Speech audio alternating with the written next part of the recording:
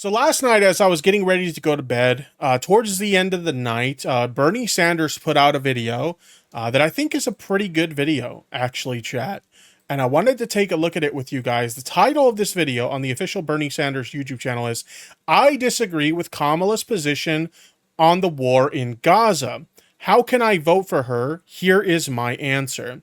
And I thought we would take a look at this because the reality is, if you look at a lot of people in leftist spaces, especially like on social media, like Twitter, for example, I understand where a lot of people are coming from when it comes to like, okay, Kamala's position on Gaza, not exactly the best position. It's not the worst position, but it's not the best either.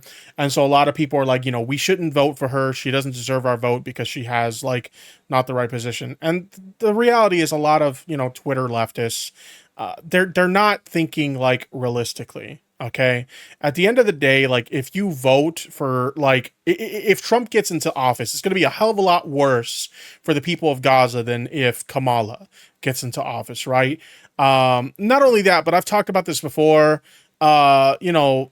The Dems can be a little bit more like pressed to change their positions if enough people put pressure on them from their voter base. So like you might not like Kamala's position now, but if the voters speak out loud enough, we might be able to sway their position in a much better direction. Whereas with Trump, it's like there's no swaying Trump on any of this shit. So even though I don't necessarily agree with Kamala's position on this either, I still think she's the one that should be getting our vote because it's the better option when compared to Trump for sure. In any case, I'm kind of rambling at this point. Let's go ahead and let's see what Bernie had to say about it. I understand that there are millions of Americans who disagree with President Biden and Vice. I understand that there are millions of that was weird. What is up with YouTube lately? YouTube is so fucking broken. Anyway, here we go. Americans who disagree with President Biden and Vice President Kamala Harris on the terrible war in Gaza. I am one of them. Yeah. While Israel had a right to defend itself against the horrific Hamas terrorist attack of October 7th, which killed 1,200 innocent people and took 250 hostages, it did not have the right to wage an all-out war against the entire Palestinian people. It did. That's like, I look at people who are like, on the fringe left, right? And I look at a lot of their positions on this and like, understandably, those people, they care about Palestinians, as do I, right? I want freedom for the Palestinians as well. And, the basis that they're basing their like, feelings towards Palestinians, in this conflict on is that like, they want to see, freedom for these people. They care about these people, innocent people whose lives are being lost because of what's going on. Right. But I think that like, if you're a real progressive, like you should care about innocent people across the board. And there are people like on the super, super fringe left who like, oh, we don't really care about what happened, to those innocent Israelis, they don't matter. It's just, all in, on Palestine and like, fuck those people. I don't think you should think that way. Okay. I think you should be against any innocent people losing their lives. I think that's the right position, right? This isn't an issue that like these innocent people who lost their lives, in Israel during the attacks by Hamas, like they didn't deserve that shit just because their government is engaged in really heinous acts against Palestinians. They were innocent people too, and they didn't deserve to die either. So I think that this is like the right position to have. All innocent lives matter, not just the lives that you're in support of. In this case, we're talking Palestinians, right? Like all innocent lives should matter to you. Did not have the right to kill 42,000 Palestinians, 2/3 of whom were children, women, and the elderly. Absolutely. Or injure over 100,000 people in Gaza. Yep. It did not have the right to destroy Gaza's infrastructure, housing, and healthcare system. It did not have the right to bomb every one of Gaza's 12 universities. Exactly. It's like an overreach, right? Like I can totally understand, Israel seeing what happened, with Hamas on October 7th or whatever, and being understandably like pissed off about the innocent people that lost their lives that day or whatever. I get it. Okay. I get that. But this is like an insane overreach in terms of like what is happening here. Why are these innocent people losing their lives, losing their homes, all this shit? Like that there's no justifying this, okay? These are war crimes, you know? That's exact any other scenario where, you know, a government engages in this kind of behavior and we would call this war crimes. So why is that not the case when it's Israel engaging in these behaviors against Palestine? Like it's fucking insane. It did not have the right to block humanitarian aid, Nope. causing massive malnutrition in children and, in fact, starvation. And that is why I am doing everything I can. Exactly. As Trans Girl Jade in the chat says, innocent people should not be targets of attacks. 100%. To block U.S. military aid and offensive weapons sales to the right-wing extremist Netanyahu government in Israel. And Yeah. I know that many of you... We talked about this recently with like a lot of the criticism that's going on, you know, against, you know, Twitch and Hassan and some of the rhetoric that's being allowed on like Twitch's platform. I want to be clear that I don't think every leftist who's critical of Zionists is anti-Semitic. I don't think that's the case. There's obviously a lot of valid criticism to be had against Zionists in regards to this particular conflict. Having said that, there are fringe elements of the left who are using Zionists as a sort of dog whistle to mean Jew.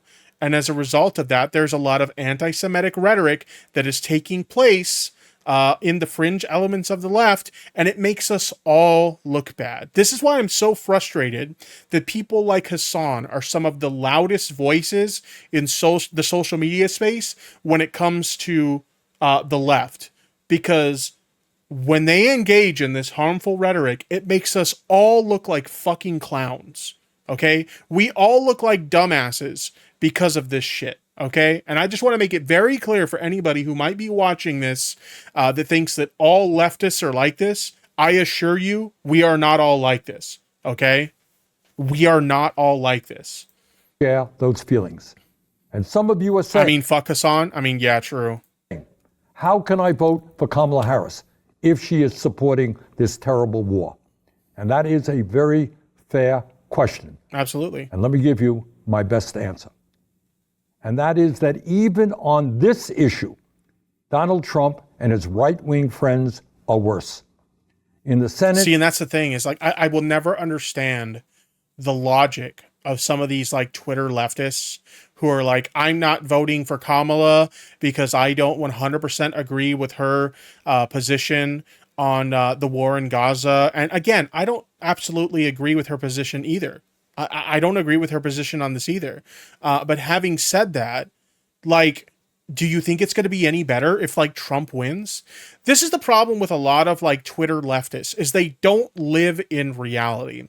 Twitter leftists like to think that like, okay, these are the policy positions that matter to me, whether it's, you know, domestic policy, foreign policy, et cetera, et cetera. These are the things that matter to me. Here's all the check boxes for all the things that matter to me. And they basically have this mindset of, if you don't check every box on the list of things that matter to me, then you don't get my vote.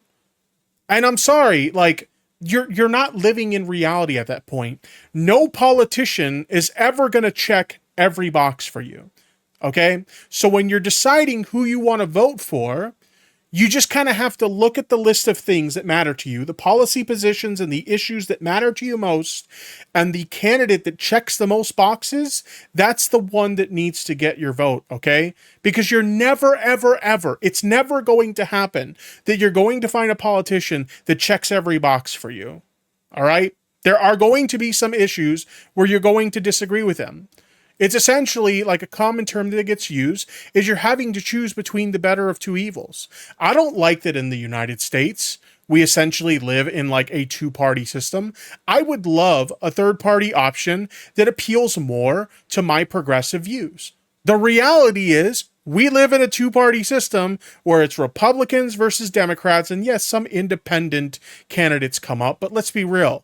You know, as much as like some people don't like to acknowledge it, if you vote for a third party candidate, you're essentially throwing away your vote. at that point. And you're giving, a one up, potentially that vote that could have gone to an actual candidate who might have been closer to representing your views. You've essentially given a vote to the other side at that point by voting for someone who was never going to win to begin with. It sucks. I would love to see a third party candidate get more traction. We're just not there yet.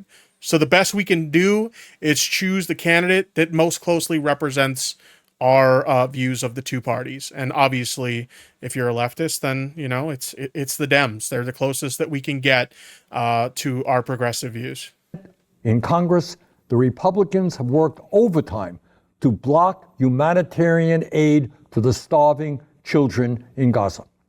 The president. There are things I hate about Kamala. But there are also things that I like about her. Also, her not being Trump is a big W in my opinion. I know, right? Like at this point in time, pretty much anybody who's on the left is just like, as long as it's not Trump. Like, I totally understand what you mean. I actually like Kamala for a lot of reasons. There's a lot of policy positions she has where I'm like, yeah, you know what?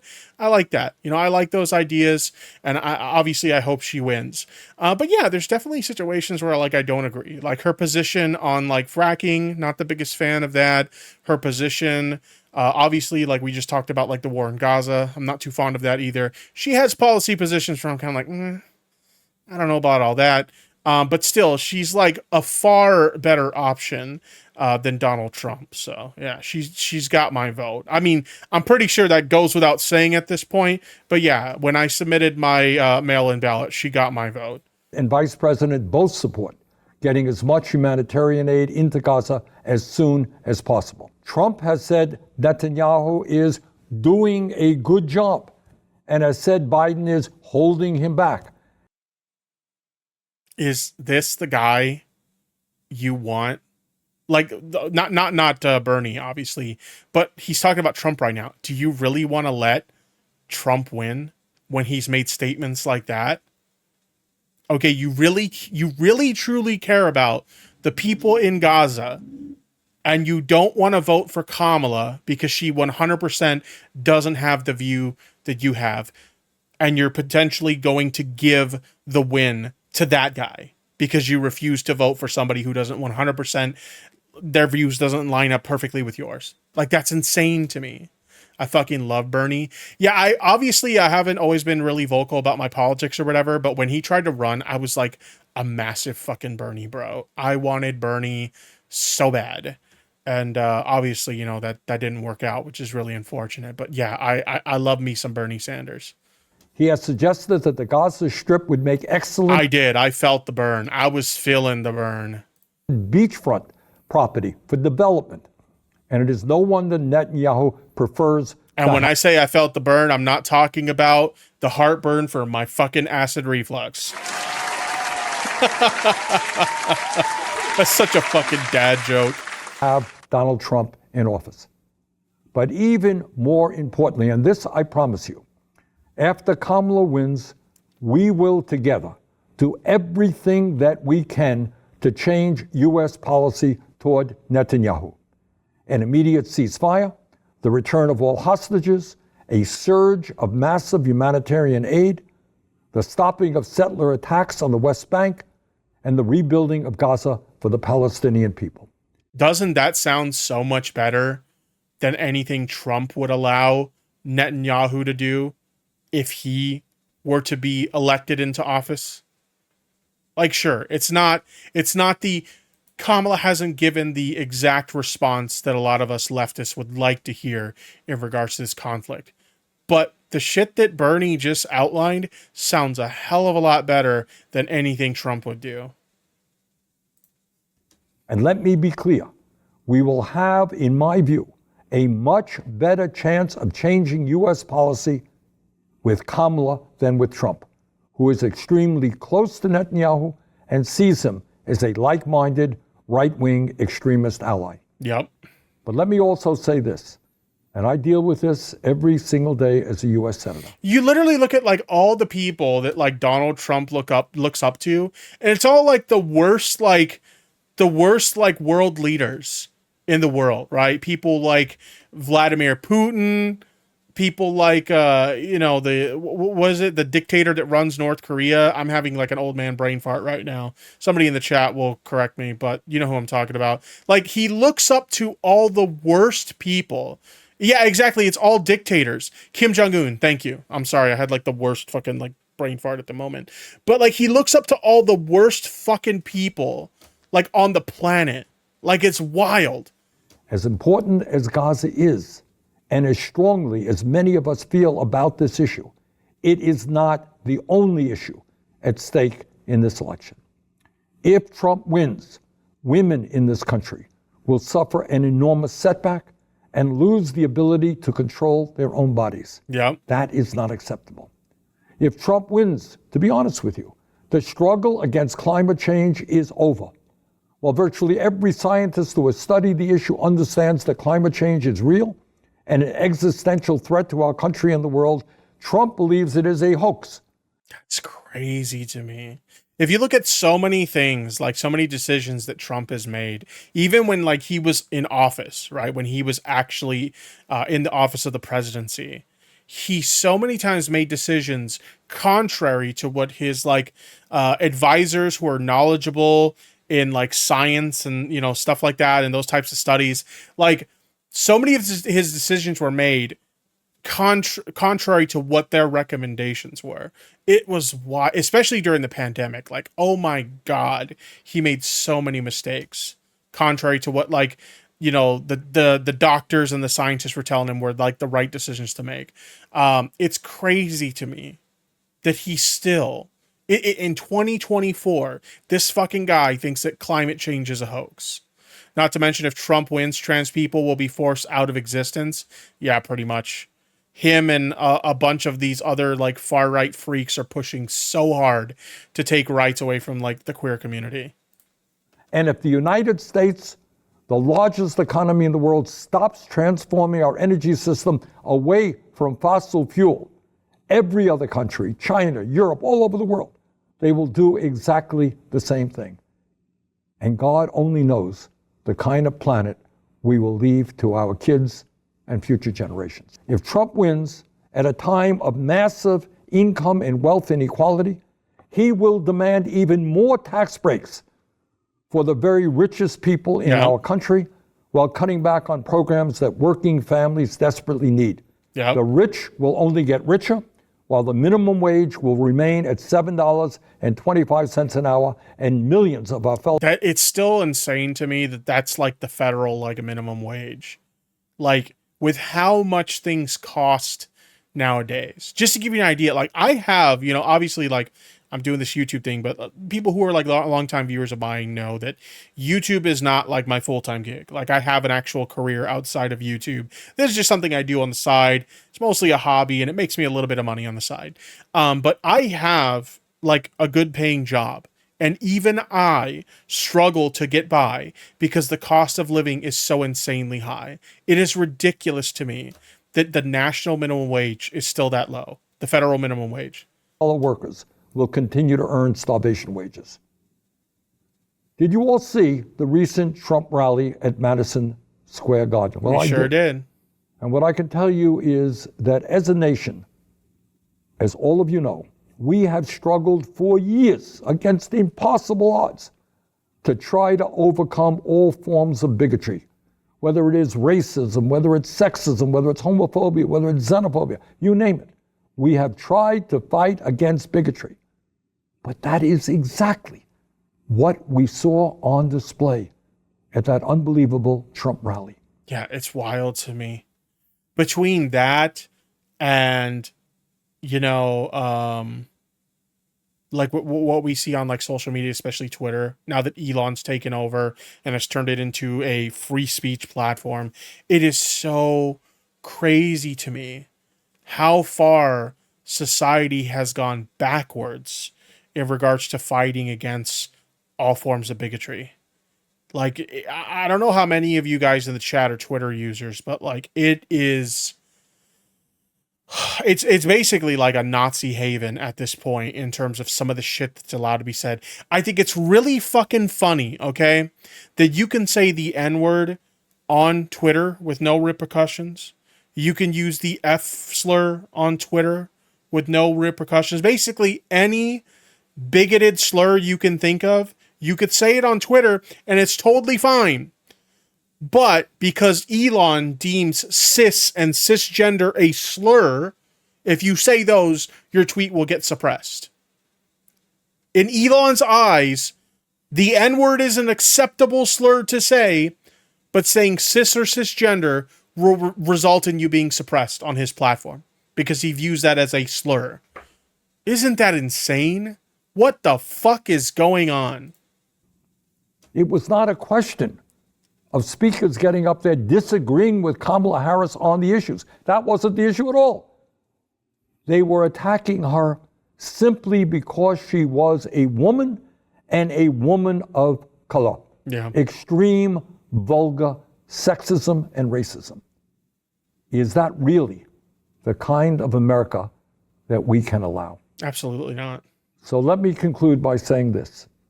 This is the most consequential election in our lifetimes. Many of you have differences of opinion with Kamala Harris on Gaza. So do I. But we cannot sit this election out. Trump has got to be defeated. Let's do everything we can in the next week to make sure that Kamala Harris is our next president. Thank you very much. Based Bernie. As always, based Bernie. So yeah, I mean, like that's there's no other way to put it. I think he put it best, honestly, because like I said, you have so many like, especially on Twitter, like Twitter leftists who are just like terminally online people that don't live in reality. They're just like, I disagree with Kamala on like this one issue, so I'm not going to give her my vote.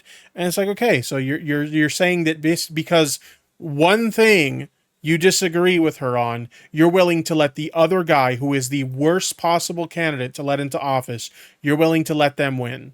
It's insanity. It's like the stupidest position on the planet. It's not based in reality. You're living in fucking La La Land if you think that that's the right choice to make in such an important election.